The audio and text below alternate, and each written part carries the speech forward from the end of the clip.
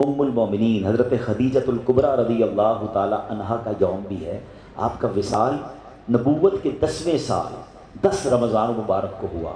یہ وہ عظیم ہستی ہیں، سبحان اللہ۔ میرے آقا علیہ الصلوۃ والسلام ان سے اتنا پیار فرماتے، اور نبی پاک علیہ الصلوۃ والسلام کو جس طرح انہوں نے سپورٹ کیا، یہ اسلام کے ابتدائی ایام تھے، یعنی ہماری خواتین کے لیے وہ رول ماڈل ہیں کہ اپنے شوہر کے ساتھ برتاؤ کیسا ہونا چاہیے، اور اسپیشلی ٹف ٹائم میں آپ طیبہ، طاہرہ، زاہدہ، صدیقہ، اور آپ عظیم ہستی ہیں کہ نبی پاک علیہ الصلوۃ والسلام کی جو پہلی زوجہ ہیں وہ آپ ہیں، اور جب تک آپ نبی پاک علیہ الصلوۃ والسلام کی زوجیت میں رہیں، میرے آقا علیہ الصلوۃ والسلام نے کوئی دوسرا نکاح نہیں فرمایا۔ ایک اور خوبصورت بات کہ پیارے آقا علیہ الصلوۃ والسلام کی تمام اولاد میں